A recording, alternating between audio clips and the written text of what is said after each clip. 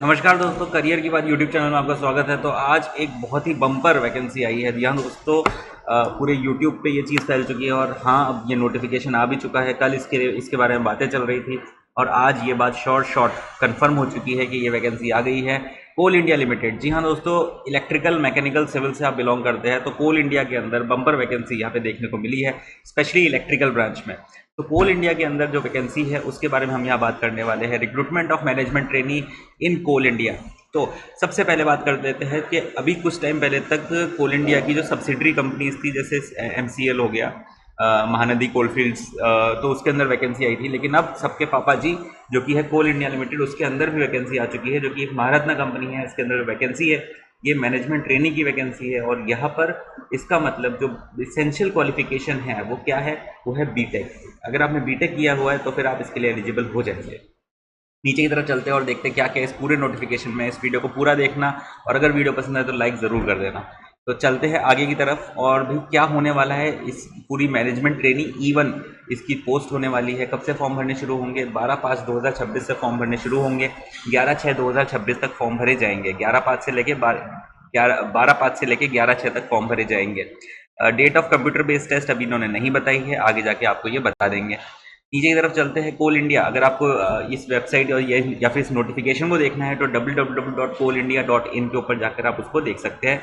Career section में जाएंगे तो वहाँ पे आपको पता भी चल जाएगा किस तरीके से फॉर्म को भरना है।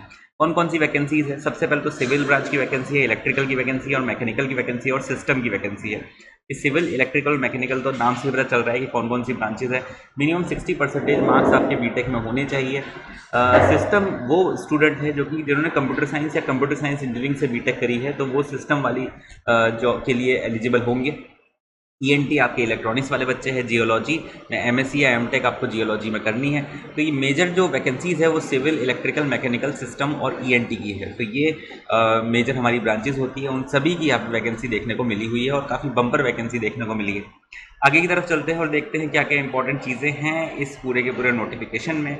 एक बहुत ही इंपॉर्टेंट चीज़ है जो कि आप यहाँ देख सकते हैं। अगर आप अपीयरिंग कैंडिडेट है, अपीयरिंग कैंडिडेट का मतलब अकेडमिक ईयर 2025-26 में आपकी बीटेक खत्म हो रही है, तो फिर 31/8/2026 से पहले पहले आपके पास आपकी प्रोविजनल सर्टिफिकेट या फिर फाइनल डिग्री होनी चाहिए। सिंपल सी बात है। नीचे की तरफ चलते हैं। जैसे सिविल ब्रांच में आपकी बीटेक होनी चाहिए। इलेक्ट्रिकल में आपकी बीटेक होनी चाहिए, लेकिन इलेक्ट्रिकल वाले पेपर के लिए अगर आपकी बीटेक ट्रिपल ई में भी है तो भी आप एलिजिबल होंगे।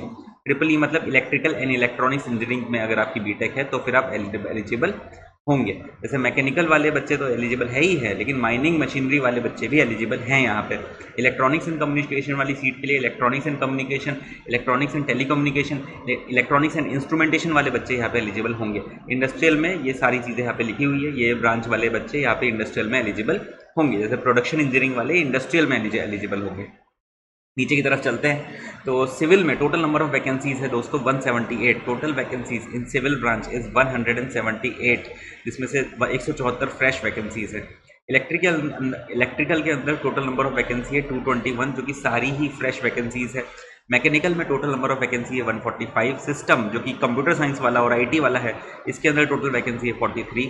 इलेक्ट्रॉनिक्स में टोटल वैकेंसी है 38। जियोलॉजी में वैकेंसी है 15। इंडस्ट्रियल इंजीनियरिंग में है वैकेंसी 11 और राजभाषा हिंदी में है वैकेंसी 5। तो ये पूरी नंबर ऑफ वैकेंसी मैं आपको बता चुका हूँ। बहुत इंपॉर्टेंट है कि नंबर ऑफ वैकेंसी आपको सबसे पहले पता हो जाए, जिससे आपको ये आइडिया लगे कि यार कितने स्टूडेंट हैं, कितना टारगेट है और मेरे को कितने नंबर लाने हैं। ठीक है, आगे चलते हैं।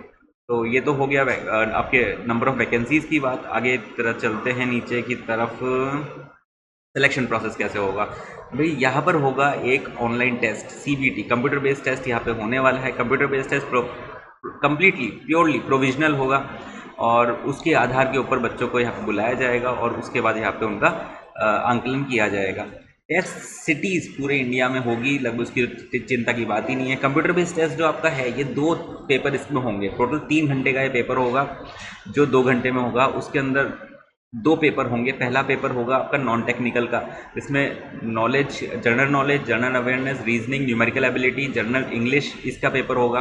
और जो पेपर 2 होगा वो आपका टेक्निकल पेपर होगा, जैसे अगर इलेक्ट्रिकल है तो इलेक्ट्रिकल वाले पेपर और अगर मैकेनिकल है तो मैकेनिकल वाला पेपर। ठीक है, और इसमें एक और बहुत बहुत इंपॉर्टेंट बात है कि अगर आपका सवाल गलत हो जाता है तो किसी प्रकार की नेगेटिव मार्किंग इसमें नहीं है। किसी भी प्रकार की नेगेटिव मार्किंग इसमें नहीं है। बहुत ही ज़बरदस्त बात है ये। कंप्यूटर बेस्ड टेस्ट आपका ये होने वाला है, ठीक है। तो ये बहुत ही इंपॉर्टेंट बात है कि इसमें नेगेटिव मार्किंग है ही नहीं। Final merit panel will be prepared on the base of marks obtained in the computer based test only. तो सीबीटी अगर आपका अच्छा हो गया तो आपकी जॉब यहाँ पे पक्की है, ठीक है। नो ऑब्जेक्शन सर्टिफिकेट, अगर आप किसी जॉब में है तो आपको एनओसी प्रोवाइड कराना होगा।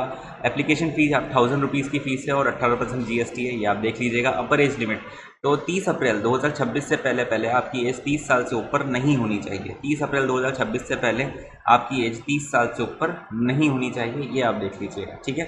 अपर एज लिमिट 56 साल से ऊपर नहीं होनी चाहिए, तो 56 से ऊपर नहीं होनी चाहिए और 30 ईयर्स से ऊपर यहाँ पे नहीं होता। तो यहाँ पे 2 एज लिमिट यहाँ बता रखी है, ठीक है। इसको ज़रा देख लीजिएगा, 30 ईयर्स से ऊपर आपकी एज नहीं होनी चाहिए, सिंपल सी बात है, 30 अप्रैल 2026 को, ठीक है। रिजर्वेशन जिस भी कैटेगरी में बिलोंग करते हो उस हिसाब से रिजर्वेशन आपको मिल जाएगा।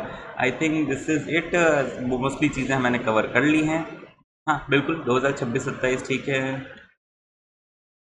कंपनसेशन देख लेते हैं भाई, 60,000 बेसिक पे, और 60,000 बेसिक पे का मतलब इसके ऊपर HRA DA बहुत सारी चीज़ें यहाँ पे लगने वाली है। उसके बाद आपको एक बहुत ही अच्छी खासी सैलरी यहाँ पे मिलने वाली है। यहाँ पे देखो साफ तौर पे लिखा गया है dearness allowance, HRA, pre requisites, सारी चीज़ें आप लोगों को मिल रही है, तो ये भी आप देख सकते हैं। मेडिकल फिटनेस सर्टिफिकेट्स, ये सब चीज़ें आपको मिलेगी। पोस्टिंग जहाँ पे आपके CIL के प्लांट है वहाँ पर आपकी पोस्टिंग होगी, उसमें कोई सोचने वाली बात ही नहीं है। किस तरीके से अप्लाई करना है, तो करियर सेक्शन में जाइएगा, CIL के कोल इंडिया लिमिटेड लिखेंगे, करियर सेक्शन में जाएंगे, वहाँ पे आपको स्टेप बाय स्टेप फॉलो करते हुए आपको जाना है और 12 तारीख के बाद आप उसके फॉर्म को फिलअप कर सकते हैं। 12 तारीख के बाद आप उसके फॉर्म को फिलअप कर सकते हैं। आज 6 तारीख है, 12 तारीख आने में समय है, तैयार कर लीजिएगा ये सारी चीज़ें, क्या क्या चीज़ें आपकी ज़रूरत है, उसके बाद अपने फॉर्म को फिलअप कर दीजिएगा, ठीक है ना। कोई समस्या की बात यहाँ पे है ही नहीं। I think this is it for the entire session and I really hope कि आप लोगों को ये सारी चीज़ें समझ में आ गई होगी। एंड सबसे इंपॉर्टेंट चीज़ यहाँ पे क्या है, कितनी वैकेंसी है ये जानना, क्या ओपनिंग एंड क्लोजिंग डेट है, कहीं लास्ट डेट निकल जाए उसके बाद सोचो चलो फॉर्म भर लेते हैं, ये गलत है, ठीक है ना।